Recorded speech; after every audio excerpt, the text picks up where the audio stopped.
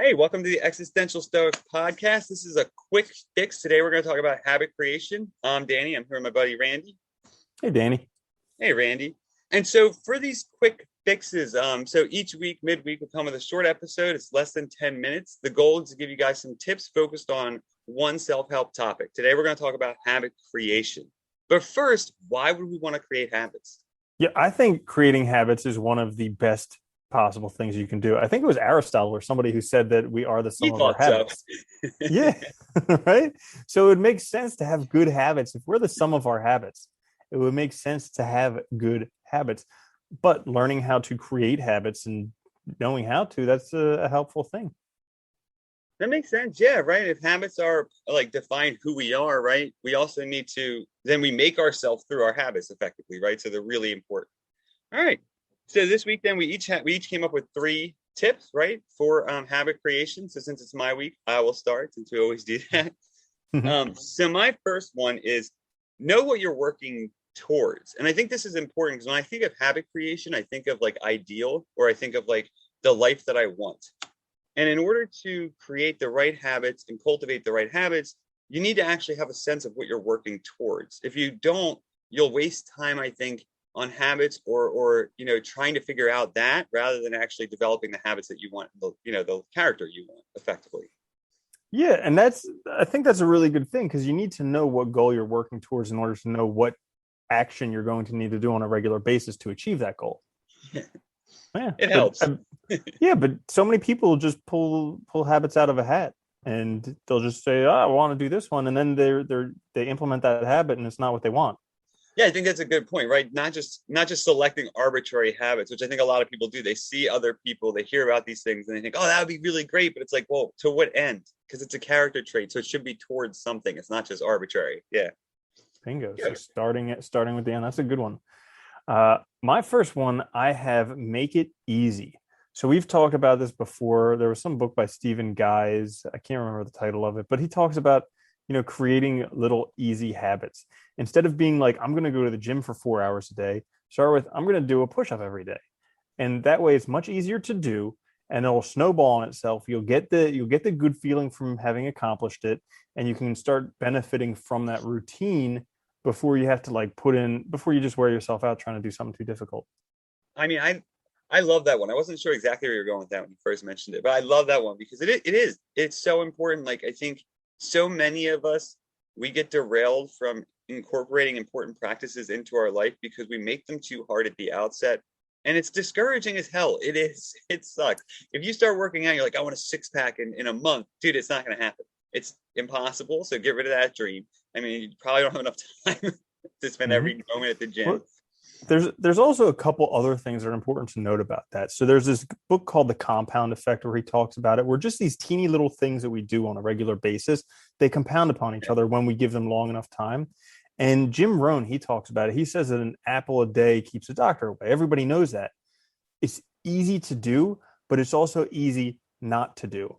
So we make these habits easy, but then we actually need to do them. Yeah, and that is crucial, right? You actually still have to do the thing. And that's nice. That works very well into my second one, which is practice consistency. I think, we need to be consistent in practicing and implementing our habits. And I think it's important to remember that, like a habit in habit formation, you do not have it the second you try. That is not what a habit is, right? You A do not habit have it the second you yeah, try. the second you try, right? You don't just have the habit immediately. It takes practice. It takes time. Aristotle mentioned this, right? Very in the ancient Greek philosophy, right? Of virtue ethics. He said, look, you have to practice these things all the time, and you just keep doing it in order to sort of make that part of your life, make it a part of who you are. And I think that's crucial, right? And Absolutely. consistent practice, right? Consistent over time too is important. Yeah. When Sorry. you say consistency, my second one is actually do it every day. So There you I'm a go. big fan. Yeah, I know, right? So sometimes our things coincide, but I actually say do it every day. And the reason I do this is because I like to play this mind game of like the ideal life with myself. So everybody thinks like, oh, if I'm a millionaire, then I can do whatever the heck I want. But then you ask them what they do, and they'd be like, travel the world. And it's like, okay, but you still have 365 days a year and 24 hours of each of those days to figure out what the heck to do. So I always try and figure out like what would my ideal day be. and then implement that every day. And part of that is developing these habits that'll build the character of the person that I want. So doing it every day. And one thing that helps me to do it every day is by marking it down on the calendar. If I do it, big X. If I don't do it, no X there. And you just try and keep the chain of X's going like as long as possible. And Like that's I know, like, yeah, okay, go ahead. I know just sometimes you don't even need to do it. Like the Kindle that I use, there's this insights thing which tells you how many Yeah. days in a row you've been reading.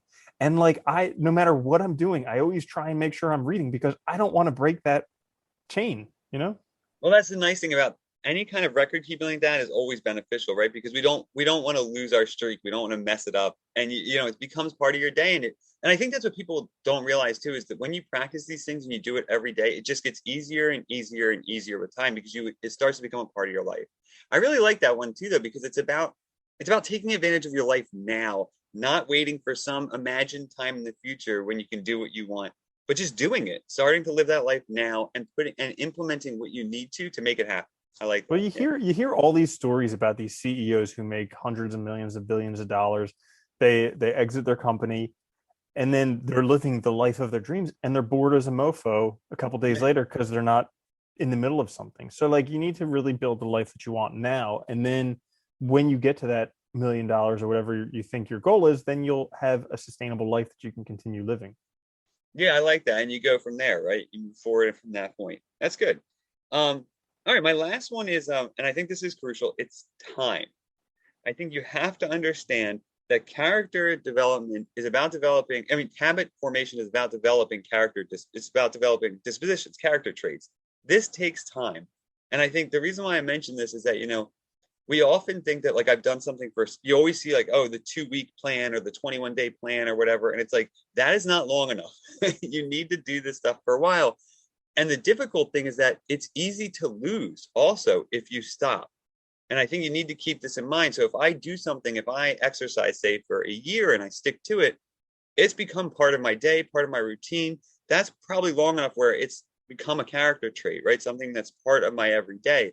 But you can lose it too. So you have to keep time in mind. I think the time to really get that back, to develop it, to become part of who you are. Yeah. Yeah. Everybody wants stuff done now. And unfortunately, time takes Yeah. longer than now. Like you can't.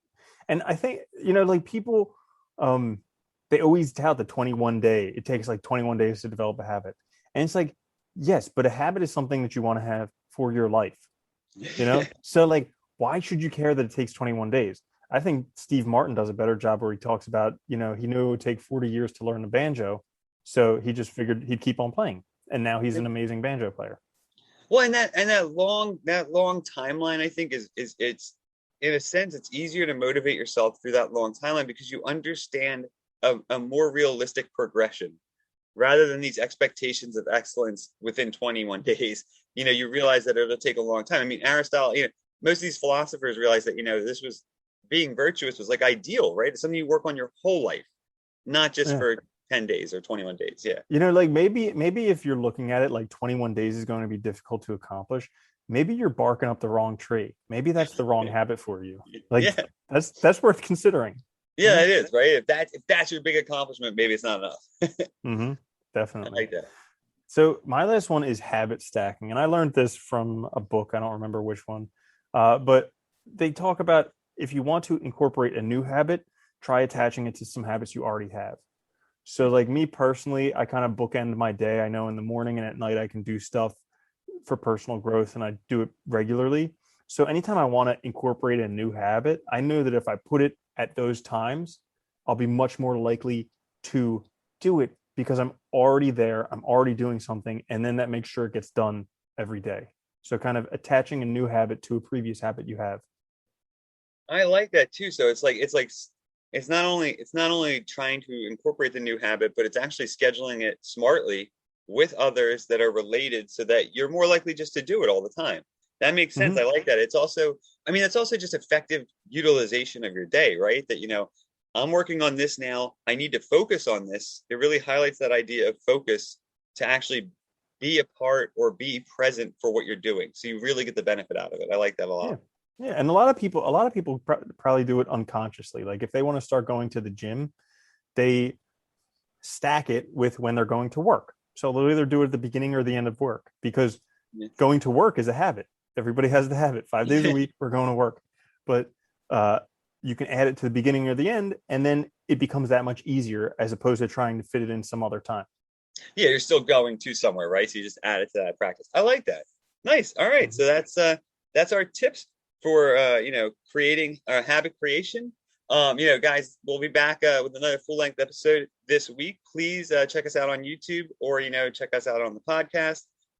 Please click notifications, subscribe, and share. It helps us out a lot. We'll see you next week. Later, Andy. Later, Danny.